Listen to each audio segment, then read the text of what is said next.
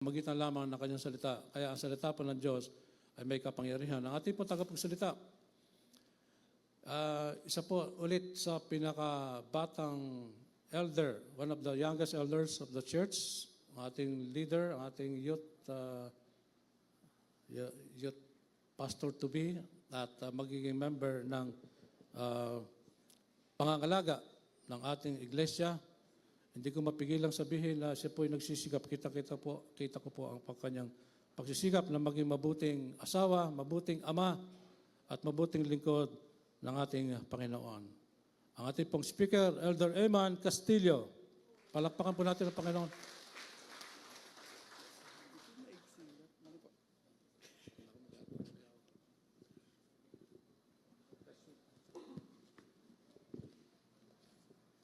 Tayo po ay manalangin. Panginoon, salamat po sa biyaya mo. Kami po ay nagpupuri sama-sama, sumasamba sa iyo. Ikaw ang Diyos na karapat-dapat sa lahat. Humihingi po kami ng karunungan, lakas at gabay mula sa inyo. Buksan mo ang aming mga puso't isipan. Tulungan mo kaming dinggin ang inyo pong mga tuntunin, ang inyo pong pangungusap sa umaga na ito. Magbabalik ka aming Panginoon. Tulungan mo kaming maging handa na nagpapatotoo ng ebanghelyo ng aming Panginoong Hesus. Salamat po. Ito po ang panalangin namin sa pangalan at sa pamamagitan ng Panginoong Hesus. Amen. Mapagpalang umaga po sa ating lahat. Tayo po ay nakakaranas ng pagpapala sa iba't ibang kalalagayan, sa iba't ibang kaparaanan ng buhay. At ang pagpapala na yan ay tinatanggap natin mula sa ating mabuting Diyos. Ayan. Papaalala ko po kung ano man po yung pinagdadaanan natin, may mabuting Diyos na nakaalalay sa atin. At hindi na lang ito yung sagutan na God is good all the time God is good. May mas naunawaan na tayo na katotohanan patungkol dito, na siya lang ang mabuti. Siya lang ang napakayaman sa kagandahang loob. At sa kabutihan na yon, tinubos niya tayo. Binigyan niya tayo ng buhay na walang hanggan at iniligtas sa tiyak na kapahamakan. Pero hindi naman sapat na kilala natin na mabuti ang Diyos. Siya ay makapangyarihang Diyos. Siya ang may hawak ng kapamahalaan ng lahat ng bagay. Walang mahirap sa Kanya, walang imposible sa Kanya, at walang hindi niya kayang gawin. Oh Lord God, you have made the heavens and the earth. Nothing is too hard for you. Ibig sabihin, kung kilala natin na mabuti ang ating Diyos, balansihin natin ito sa pagkakilalang makapangyarihan siya. At ang kalooban niya, ang layunin niya, ang mananaig sa atin pong buhay. Yan ang mangingibabaw. Yan ang masusunod. Yan ang ating dapat nagpapasakop tayo. At bahagi po ng kalooban, layunin ng ating Diyos, tulong po, pasuyo po. Sa kabuuan po ng 2025, inaral natin yung tema na plant the seed and let God grow it. Ang Diyos ang nagpapalago. Kaya itong buwan ng Setyembre, inaral natin ano ang paraan para makita natin na lumalago ang isang iglesia. Inaral natin yung acronym na GROW. Kung matatandaan niyo po, nung unang linggo, ang sabi po ay go to the church. Beautifully preached po sa atin na tayo po ay hindi na lang yung attendance monitoring. Hindi na lang to yung dumadalo sa iglesia para magpakita lang. We go to the church kasi pinaliwanag sa atin, sino ba ang ating Panginoong Hesus? At sa Hebrews 10, nakita natin, sa pamamagitan ng Panginoong Hesus, we have full assurance and confidence that we have unlimited access sa ating Diyos na banal. Ang banggit po sa atin ni Pastor Dave, unlimited access sa MRT, LRT. At dahil dun sa katotohanan na yon, pinapaalalahanan ng bawat isa sa atin na tayo ay maging kabahagi ng iglesia. Na tayo ay maging kaanib ng iglesia at dito nangingibabaw ang pagmamahalan, pagpapatawaran, pagtutulungan sa isa't isa. Kailangan po natin itong maintindihan ng mabuti dahil ito po yung magiging motivation natin. Because of Jesus Christ, we give ourselves din sa atin pong mga kapatid sa pananampalataya. At nabanggit din doon na bilang katawan ng Diyos, bilang iglesia ng Diyos, bilang pamilya ng Diyos, hindi ito basta-basta iniiwanan. Hindi ito basta-basta pinapawalang halaga. And on the second Sunday po ng September, ipinahayag sa atin, read your Bible. Assuming na tayo ay may sariling mga Biblia. We read the Bible, and this Bible is the final authority, complete revelation, God-breathed scripture na salita ng Diyos. Ito ang pangahawakan natin. At bagamat ito ay nasulat ng napakahabang panahon ng napakaraming author, may iisang tema, single unifying theme ito. It's for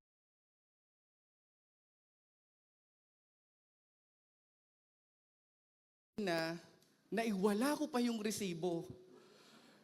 So, nandun yung mga sitwasyon na yon. Pero sabi ko, bago ako pumunta doon, hindi baka kaya namang i-explain. Meron ako ditong history ng record nung nasa bank transfer. Alam ko yung item, alam ko kung gaano kadami yung binili ko, alam ko yung oras. So, madalit sabi, 5 empleyado, manager, security guard, yung mga cashier, kinausap ko, 20 minutes. Sa huli, ang sabi sa akin, Sir, SOP po, wala po kayong resibo. Hindi niyo po maiuwi yung gamit. So, hindi ako nakipagtalo. Umuwi na ako ng bahay at nag-isip akong paraan. Pero usual Eman din, bukod sa makakalimutin na, ang tawag ko po dito, persistency. Ang tawag ni Camille, ang kulit. Kaya bumalik po ako dun sa hardware at sabi ko, baka naman ma-reconsider. Pagbalik ko, saktong-sakto, si bro, nakasalubo ko na, bro, ako yung tanda mo ga ako?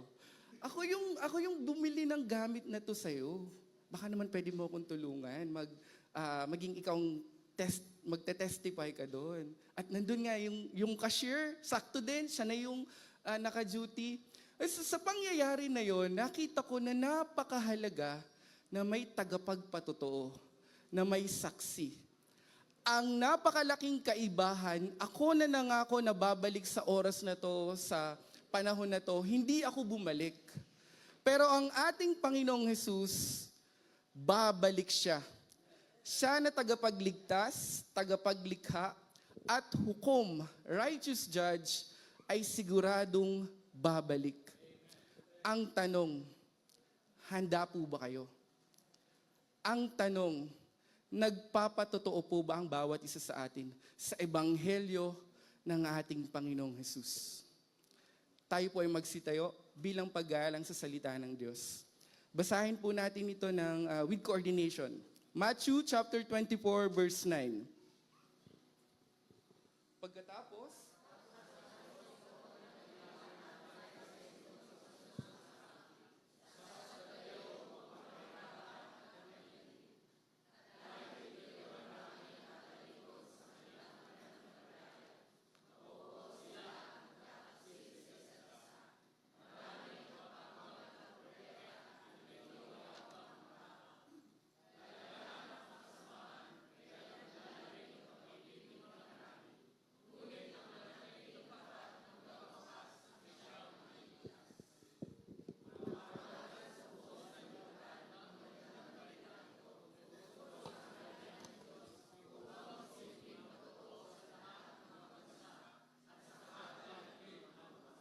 sa Diyos ang pinakamataas na papuri. Maaari po tayong magsiupo.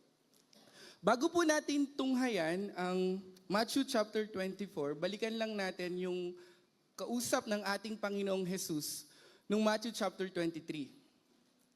Kausap ng ating Panginoong Jesus ang mga skriba, pariseo, mga relihiyosong tao upang tuligsain at tahasan direktang sinasabi niya na itigil ninyo ang pagiging mapag-imbabaw.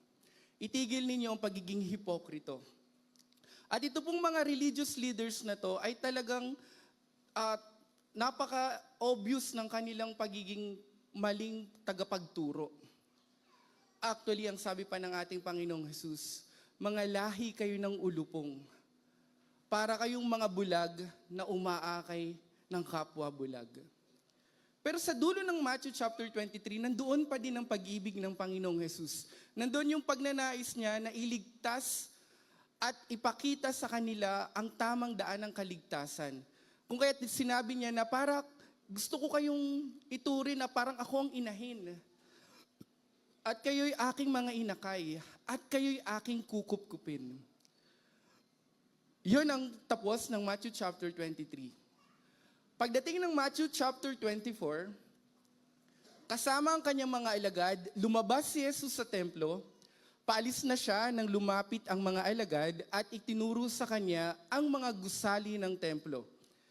Sinabi niya sa kanila, nakikita ba ninyo ang mga gusali yan? Tandaan ninyo, darating ang araw na wala riyang matitirang bato sa ibabaw ng isa pang bato. Lahat ay guguho. Ito pong templo na ito ay tinatawag na Jerusalem Temple. Si Solomon ang unang nagpatayo nito. At nirebuild ni Herodes, inayos at pinaganda ni Herodes.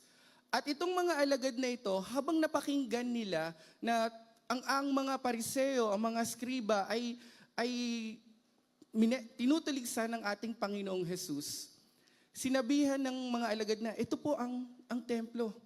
Ito po ang ganda ng templo na ito.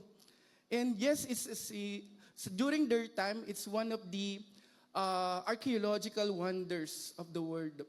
Napakaganda, architectural wonder of the world. It consists ng napakaraming buildings para sa Holy of Holies, Holy Place, court for the Gentiles, court for the women, court for the Jews.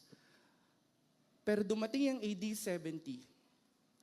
Nilusob ng lahat ng mga sundalong Romano ang gusali na ito.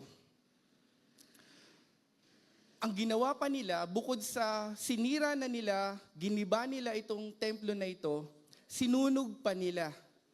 At bakit sinunog? Kasi kailangang i-extract yung mga gold ornaments ng templo na ito.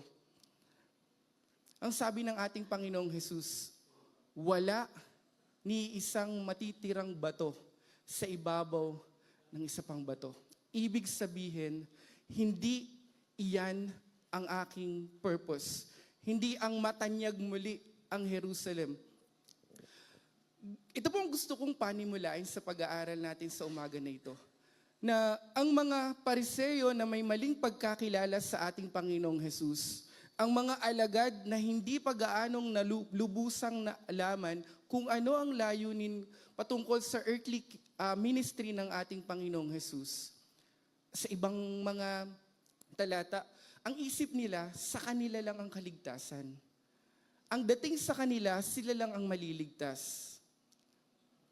At hindi nila tinatanggap na, Panginoon, hindi ka po maghihirap. Yung suffering mo, ako po, hindi ko po papabayaan. Hindi kita pababayaan. At tayo po, bilang mga mananampalataya dito sa lugar na ito, hindi ba tayo ay nagkakaroon din ng maling pagkakaunawa? Ang ating mga pananampalataya ay hindi nakabase sa ating pag-aaral ng salita ng Diyos. Malamang iba sa atin ang dating, nakakahiya namang lumapit sa Diyos. Bakit ako pupunta sa church? Magaling pa, dito na lang ako sa bahay. Napakarumi ko, nakakahiya akong makita ng ibang tao. Para sa iba, Jesus, alam ko at ikaw yan bilang tagapagligtas. Pero bilang Panginoon ng buhay ko, medyo ibang usapan yan. Kinikilala kita bilang tagapagligtas, pero bilang Panginoon, medyo hindi masyado.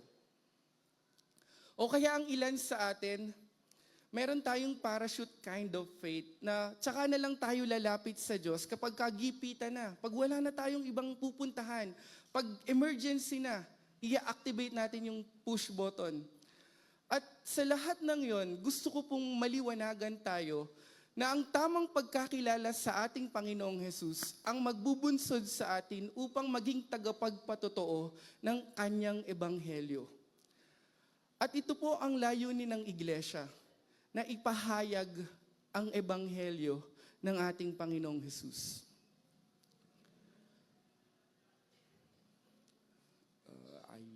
Pasuyo po. Sa verse 9, dumating po na yung conversation, sinabi ng mga alagad, ay kailan po mangyayari ito? Kailan po ang inyong muling pagbabalik? At hindi nila nakita na aabutin ng napakatagal dun sa pagitan ng muling pagkabuhay ng Panginoong Hesus at sa kanyang muling pagbabalik. So ang ginawa ng ating Panginoon, hindi siya nagbigay ng eksaktong oras at panahon sa kanyang muling pagbabalik. Ang ibinigay niya ay mga senyales ng kanyang muling pagbabalik. Yun ang makikita natin sa preceding verse. Famines, wars, false prophets, natural disasters. So yun ang mga magaganap at talagang nagaganap. Pagdating ng verse 9, sabi dito, pagkatapos ay kapupuotan kayong lahat dahil sa inyong pagsunod sa akin. Isasakdal kayo upang pahirapan at patayin. At dahil dito ay marami ang tatalikod sa kanilang pananampalataya. Dadaan sa paghihirap ang sino mang totoong mananampalataya. Yung persecution po, galing sa word na tribulation. At ito pong tribulation na to is Latin word na tribulum. Kaya nga po, tribulum. Iyan. Itong tribulum na ito ay isang agricultural tool na ginagamit ng mga magsasaka upang paghiwalayin ang dayami at palay. Okay? At naunawaan ng sino mang nakakapakinig na may mangyayaring hard pressure, may mangyayaring persecution para paghiwalayin hindi lang ang dayami at ang palay, kundi ang mga mananampalataya sa mga hindi mananampalataya. Ang mga nagpapatotoo sa mga hindi nagpapatotoo. Ang mga totoong kumikilala at sumusunod sa Panginoon. At ang mga nagsasabing, Panginoon, Panginoon, pero walang tunay na relasyon sa ating Panginoong Hesus. Kapupuotan tayo. Anong dahilan ng pagkapuot sa atin? Dahil sa pagsunod sa ating Panginoong Hesus. So, sa kabilang banda, makikita natin na yung hindi pagsunod sa ating Panginoong Hesus, it will expose ang ating tunay na kalalagayan. Yung pagiging komportable natin, yung pagiging tahimik natin, pagiging, eto na lang, taga-upo na lang ako, hindi ko na ipapatotoo ang ebanghelyo ng ating Panginoong Hesus. Well, it's safe to say, hindi kayo makakaranas ng persecution kung yun ang inyong pinipili. Pero for those who stand in the Word and preach the Word and patuloy na pinapatotohanan ang ebanghelyo ng ating Panginoong Hesus, darating ang paghihirap. Actually, susunod na talata, sabi ay, papahirapan at papatayin. At dahil dito ay marami ang tatalikod sa pananampalataya. Report said, almost 5,000 po ang pinatay noong 2024 dahil sa kanilang pananampalataya sa ating Panginoong Hesus. Almost 8,000 Christian churches, properties ang sinira, dilapastangan dahil sa kanilang pananampalataya. At ito po ay reported lang, wala pa yung mga non-reported. Gaanong hirap na dinaranas nila? Gaano ang pagsubok na dinadaanan ng mga talagang nagpapatotoo? Pero some of us, we choose to compromise. Yung pagtayo sa katotohanan na may yung gender equality, pinapalitan na yan. Soji bill ang tawag nila dito. Yung pakikipamatok sa hindi mananampalataya, nagiging ano na lang, common na lang yan. Hindi na pinapahalagahan yung kahalagahan na, ito yung sanctity ng marriage. At nakakalungkot po. Ayan. Dahil pa din ito sa pagsunod sa ating Panginoong Hesus, mapupuot sila at magtataksil sa isa't isa. Siguro yaman para yan sa mga tagapag-misyon, para yan sa mga pastor.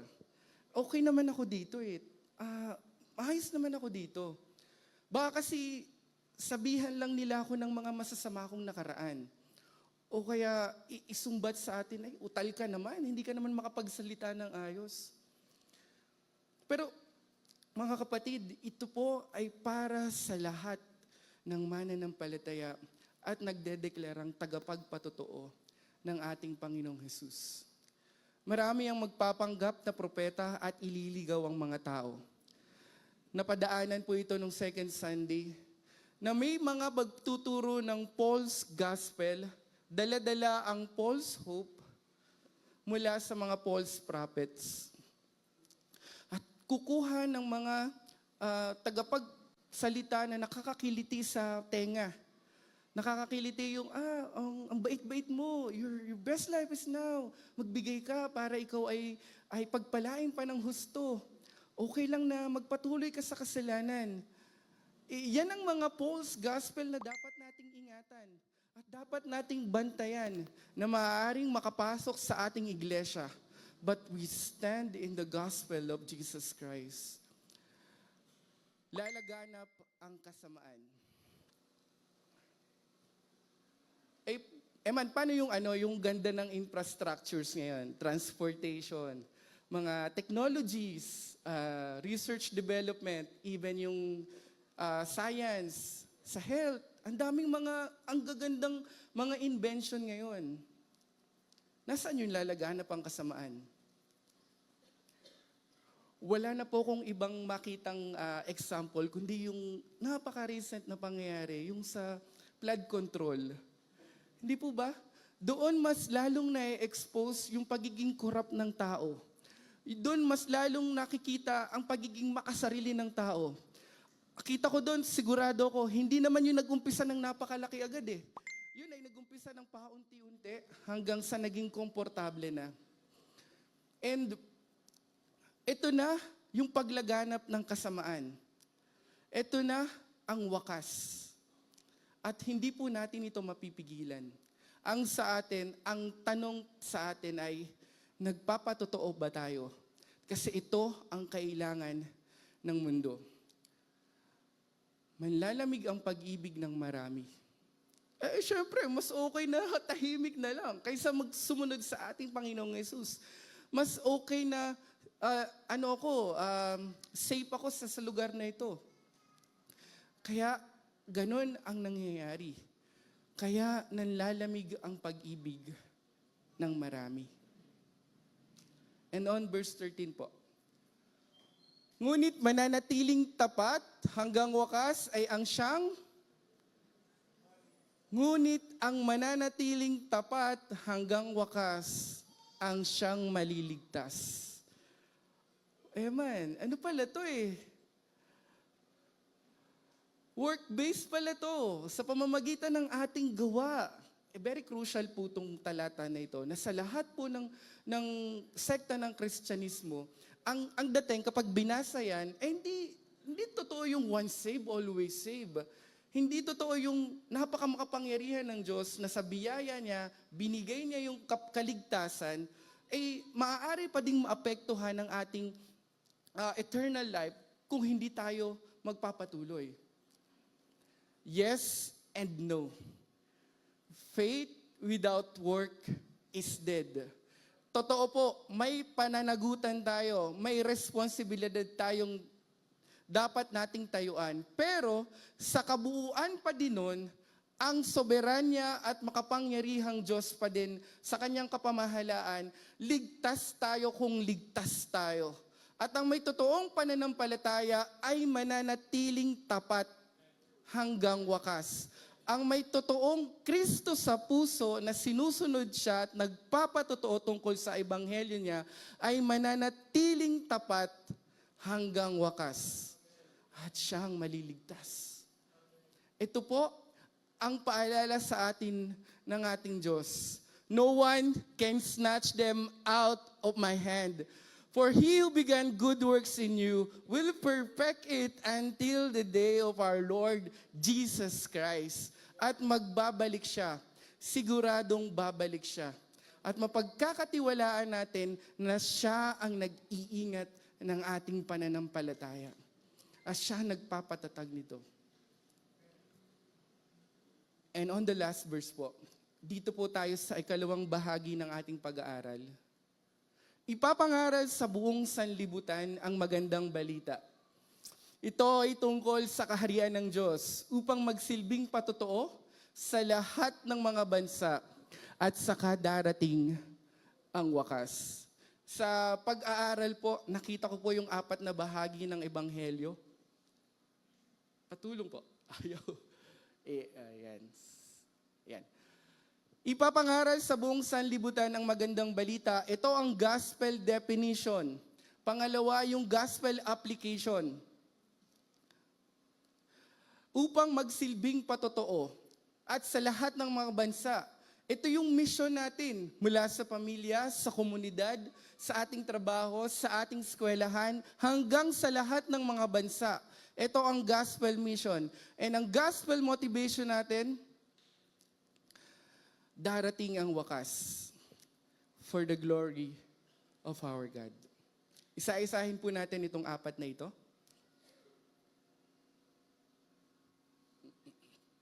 Mas okay siguro kung kayo maglipat po. Medyo may delay lang po. Diyan, sige po.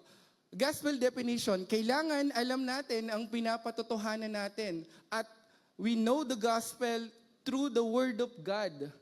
Pangalawa, be a witness of the gospel. Iyon ang tamang pag-apply ng ebanghelyo.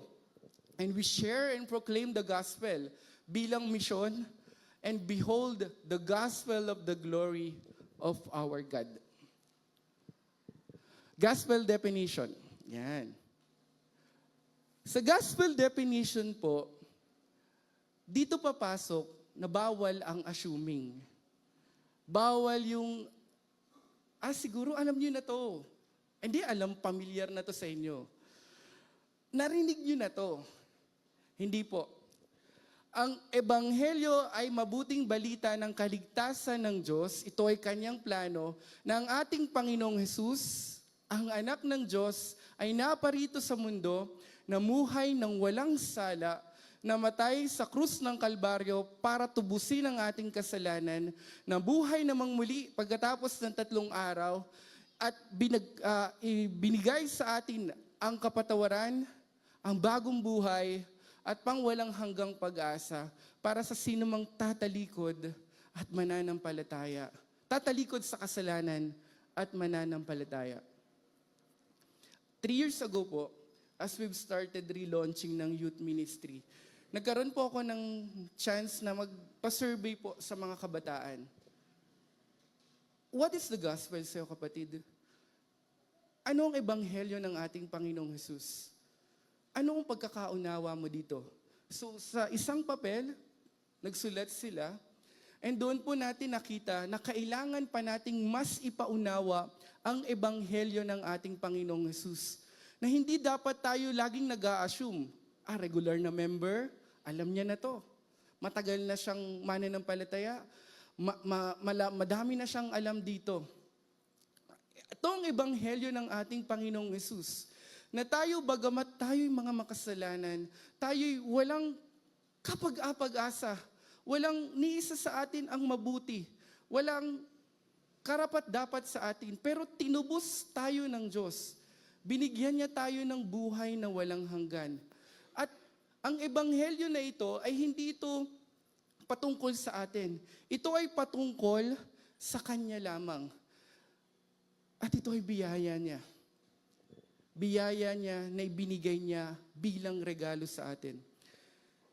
Sa mga elders po, nandoon yung paghihikayat na ipahayag ang ebanghelyo ng ating Panginoong Hesus. Hindi lang, hindi ito programa, sa umpisa mo ibibigay, sa gitna mo ibibigay, o sa dulo mo ibibigay. Hindi ito naka-programa na ganon. Ang mahalaga, lagi pa din tayong magpapahayag ng gospel ng ating Panginoong Hesus. At ito po yung tinatayuan natin. Ito yung logo ng Tanawan Bible Church. We preach the word. We preach the gospel of Jesus Christ. And hindi ito nakalagay para display lang. Tinatayuan to. Ipinapamuhay ito. At ito ang ating pinakakailangan sa buhay. Our highest joy and our deepest need, the gospel of Jesus Christ. At siguro kung dumadating tayo sa panahon na parang, yan na naman. Wala na bang iba? Yan na naman eh. Hindi po mga kapatid. With Pastor Ed, Pastor Obet as discipler, at sa mga kapatid po sa pananampalataya sa worship team, we explain the gospel, we preach the gospel, at sa lahat po ng bawat isa sa atin. Dahil sa pagkakilala po natin, pagkaunawa natin sa gospel na yon, uugat doon yung biblical na pagsamba. Hindi ito magiging ang pagsamba tungkol sa kung ano yung feelings natin, yung emotions natin, wala yung joy, wala yung pagiging masaya yung mga awitin. And yes po, we receive the feedback. Pero doon kami nagkaroon ng pagtayo with Brother Jojo and Brother DJ. Sabi namin, yes, nalungkot kami. Ang dating pala nun parang walang buhay. Pero doon pa din natin mas lalo tayong tumayo na ipahayag natin ang ebanghelyo ng Panginoong Hesus. Dahil ito ang kailangan natin. Ito ang atin pong pupuno sa butas na puso na ito, na kung saan naglolonging ng satisfaction, and the only satisfaction that can guarantee and fulfill this heart is none other than Jesus Christ. At dahil ganoon ang ebanghelyo ng ating Panginoong Hesus, ang ebanghelyo ay nagbabago ng ating pong mga buhay. Tayo ay tinawag upang rumisponde na ng ating buhay bilang tagapagpatotoo ng ating Panginoong Hesus na nagpapakita ng pagiging kawangis niya, ng kanyang pagmamahal. At dahil doon, patuloy tayong susunod sa kanyang mga kautusan bilang tugon na pasasalamat sa kanyang biyaya. Medyo contradicting kung ang mangyayari, naintindihan ko yung gospel pero wala yung pagsasapamuhay ng gospel.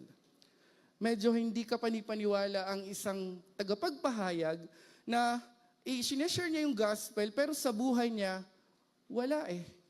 Andyan yung pagiging makasarili, pag-exalt ng kanyang sarili, ito yung dapat.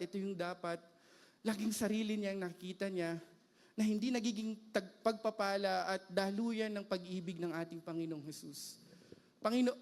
Sa buhay po natin, ang Panginoon po ay nagre-reflect. At ang biyaya ng Diyos, siya ang tumutulong sa atin para isapamuhay ang ebanghelyo ng ating Diyos. Dahil meron po tayong misyon. Ang ebanghelyo ay ang pagpapahayag sa sangkatauhan, sa buong sanlibutan, dahil darating ang wakas. At ito ang misyon. Ngayon na ito, dahil darating ang ating Panginoong Hesus. At sino mang mananampalataya ay tatanggap, magiging kabilang sa eternal kingdom. At ang sino mang hindi kumikilala sa Kanya ay tatanggap ng eternal judgment, eternal punishment. Would like to appreciate po ang mga former and present missionaries po ng church. They are sacrificing their lives. Si Ate Pac, si Teacher Aida, family po ni Pastor Dave, Sister Ana, Tita Jo, and mga missionary pa natin noon at ngayon. Pinili nila ang hindi magarbong buhay, ang malayo sa pamilya, para ipahayag ang ebanghelyo at ang magmisyon. At atin po silang ipanalangin, suportahan. Huwag tayo hindi ako kabilang dyan, dito ako sa ibang ministry. Kamustahin po natin sila.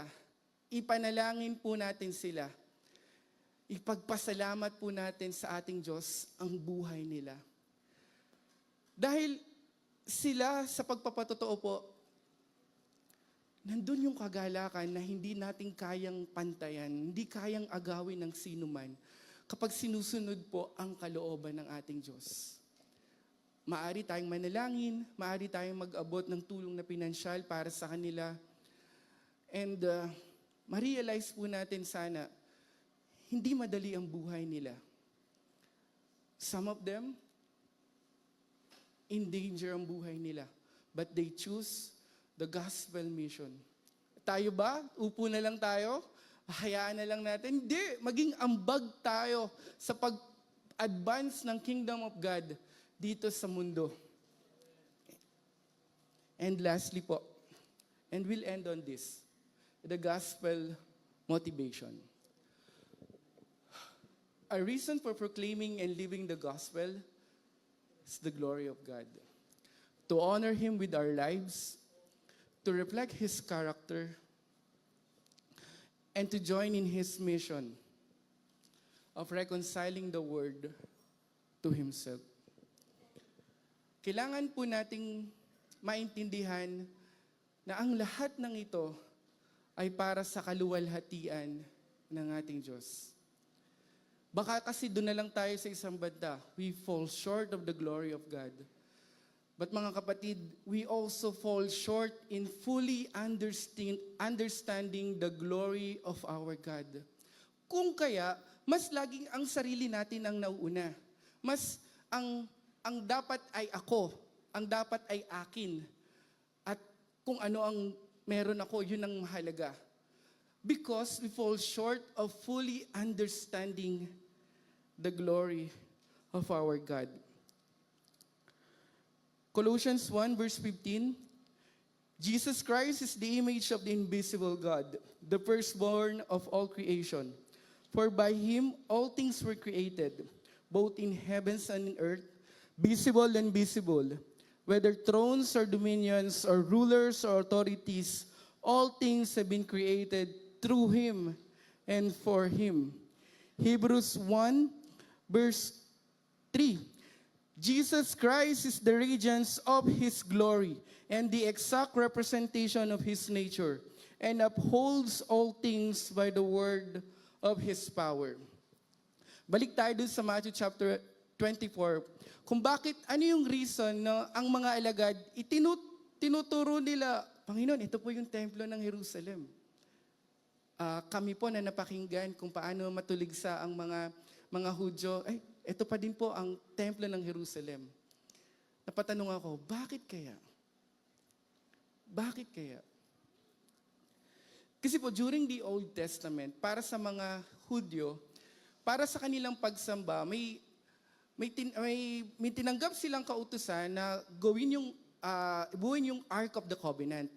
At yung Ark of the Covenant na yon ay rumerepresenta sa glory at presence ng ating Diyos. So, sa kabuuan ng Old Testament, nandyan yung pride ng mga Hudyo na ito, kami ang bayang pinili. At nung sila ay palabas sa templo, ipinaalala ng mga alagad sa ating Panginoong Hesus, di po ba kami ang bayang pinili? Kaya narito yung templo na ito. They failed to understand na ang glory at ang presensya ng Diyos ay nasa Panginoong Hesus lamang. Siya lamang yon. And hindi ito pumutungkol sa buildings, sa atin pong kung anuman. Ito po ay patungkol sa ating Panginoong Hesus. And on the record po, wala nang ibang pagkakataon na bumalik ang ating Panginoong Hesus sa templo. With the exempt na dinakip siya at iniharap sa mga Pariseo. With the exemption on that.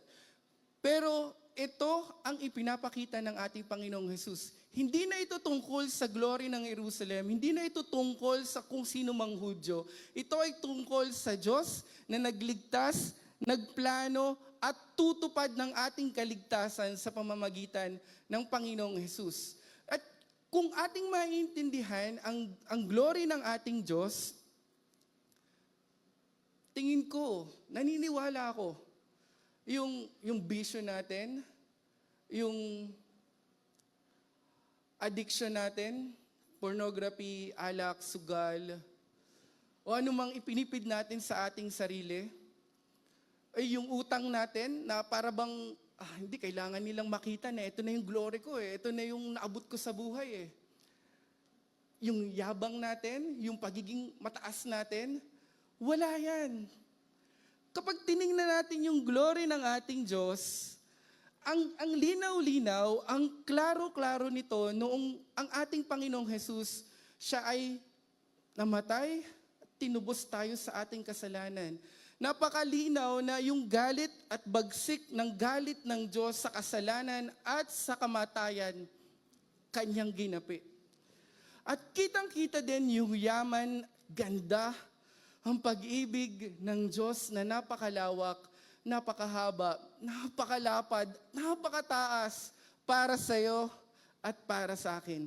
Ito ang kaluwalhatian ng Diyos na kailangan nating maintindihan kung kaya we go to the church.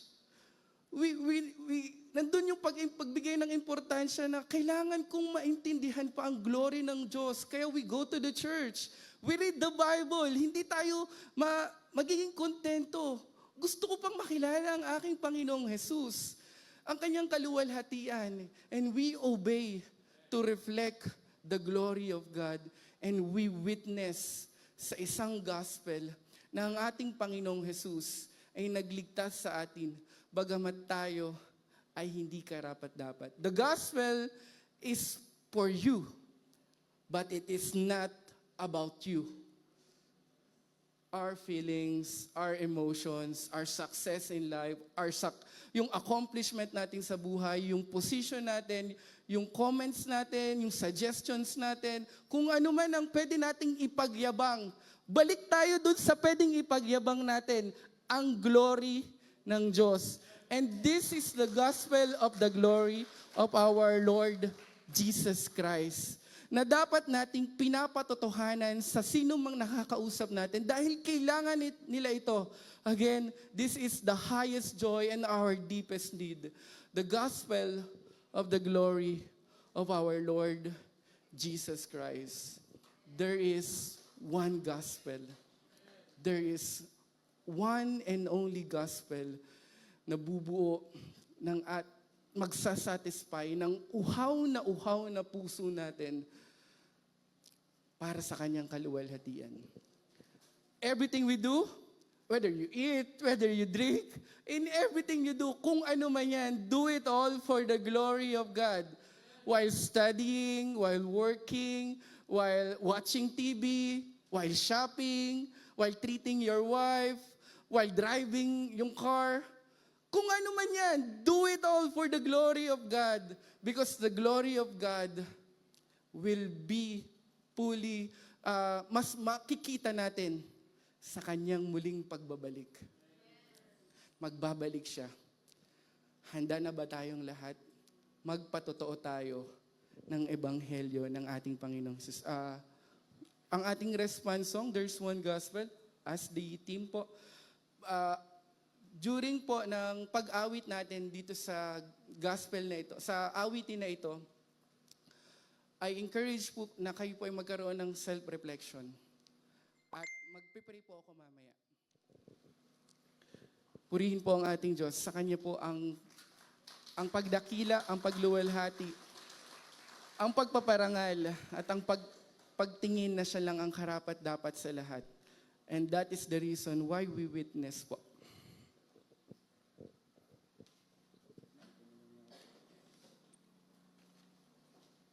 Tayo pong lahat ay magsitayo para sa tugong awitin.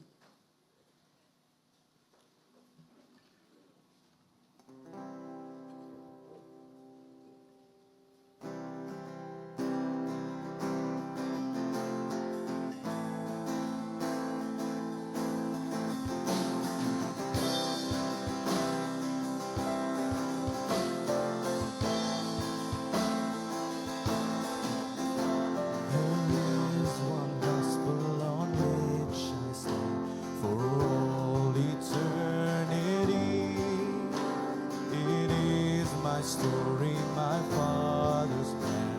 The Son has rescued me. Oh, what a gospel!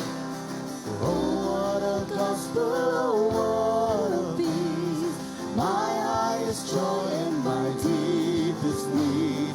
Now and forever He is my life. I stand in the gospel of Jesus Christ.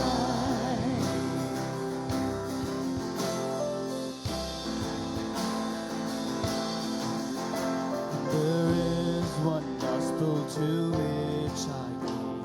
All else I count as lost. For there where justice and mercy meet, He saved beyond the cross. No more I boast.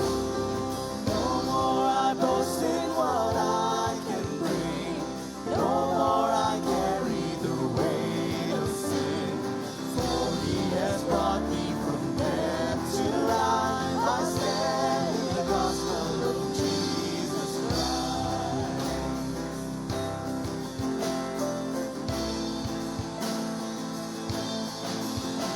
There is one gospel where hope is found, the empty tombs